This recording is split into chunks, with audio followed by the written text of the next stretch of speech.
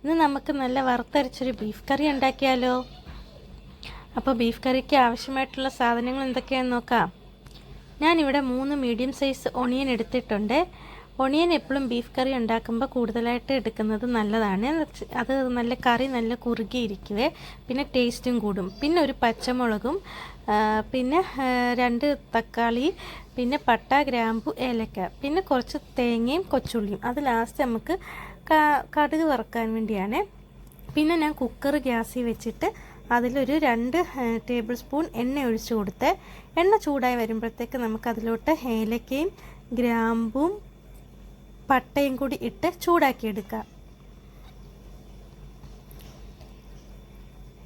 ഇതൊന്ന് ചൂടായി വരുമ്പോഴത്തേക്ക് നമുക്കതിലോട്ട് കുറച്ച് ഉലുവ ആഡ് ചെയ്ത് കൊടുക്കാവേ. ഉലുവ ഒരു കുറച്ച് മതി കേട്ടോ, ഉലുവ കൂടുതലായി കഴിക്കും, അതുകൊണ്ടിത് വളരെ കുറച്ച് മതി. അതും കൂടി ഒന്ന് ചൂടായി വരുമ്പോഴത്തേക്ക് നമുക്ക് കട്ട് ചെയ്ത് വെച്ചിരിക്കുന്ന ഒണിയനും പച്ചമുളകും കൂടി അതിനകത്തോട്ടിടാം. ഇട്ടതിന് ശേഷം കുറച്ച് ഉപ്പും കൂടി ഇട്ട് നമുക്കത് വരട്ടിയെടുക്കാം. ഉപ്പിടുമ്പോൾ ഒണിയൻ വരലാൻ എളുപ്പമെന്ന് വളരുള്ളൂ, അതുകൊണ്ടാണ്. പിന്നെ അതിനകത്തോട്ട് നമുക്കൊരു 2 ടീസ്പൂൺ ജിഞ്ചർ ഗാർലിക് പേസ്റ്റും കൂടി ആഡ് ചെയ്ത് കൊടുക്കാം. അതുകൂടി ഇട്ട് നല്ല വരണ്ട് വരുമ്പം നമുക്ക് അതിനകത്തൊട്ട് പൊടികൾ ആഡ് ചെയ്യാം. ഞാനിവിടെ ഒരു 2 ടേബിൾ സ്പൂൺ കാശ്മീരി മുളക് പൊടിയും, പിന്നെ ഒരു 2 ടേബിൾ സ്പൂൺ മല്ലിപ്പൊടിയും, പിന്നെ ഒരു 1/2 ടീസ്പൂൺ മഞ്ഞൾപ്പൊടിയും, പിന്നെ ജീരകപ്പൊടി ഒരു 1/2 ടീസ്പൂണ്, പിന്നെ ഒരു 1/2 ടീസ്പൂൺ ഗരം മസാലപ്പൊടി. ഇത് ഇത്ര എടുത്തിട്ട് ഞാൻ നല്ലതായിട്ട് വരട്ടിയെടുത്തിട്ടുണ്ട്. അതിൻ്റെ പച്ചമണം മാറുന്നിടം വരെ നമുക്കത് വരട്ടിയെടുക്കണം. അതിന് ശേഷം നമുക്ക് കട്ട് ചെയ്ത് വെച്ച് ടൊമാറ്റോ ഇട്ട് അത് നല്ല വെന്തുടയുന്നിടം വരെ നമുക്കത് ഇളക്കിയെടുക്കണം.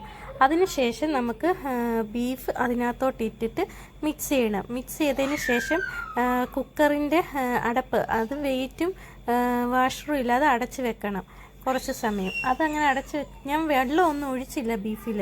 വെള്ളം ഒഴിക്കാതെ തന്നെ ബീഫിൽ നിന്ന് ഇറങ്ങിയ വെള്ളമാണ് ഇത്രയും. അപ്പം ഈ സമയം കൊണ്ട് നമ്മൾ വെള്ളം ഒഴിച്ചിട്ടുണ്ടെങ്കിൽ ബീഫിൽ ആ മസാലകളൊന്നും പിടിക്കത്തില്ല, അതുകൊണ്ടാണ്. പിന്നെ ഞാൻ കുറച്ചുകൂടി ഗരം മസാല ഇട്ടിട്ട് കുറച്ച് വെള്ളവും കൂടി ഒഴിച്ചിട്ട് കുക്കർ അടച്ച് വെച്ച് വേവിക്കാൻ പോവാണേ. അപ്പം കുക്കർ നിങ്ങളുടെ ബീഫിൻ്റെ വേവ് അനുസരിച്ചാണ് വിസിൽ. ഞാൻ ഇന്ന് 12 വിസിൽ കേൾപ്പിച്ചിട്ടുണ്ട് ഇതിന്. പിന്നെ അതങ്ങനെ നമ്മുടെ ബീഫ് വെന്ത് വന്നിട്ടുണ്ട്.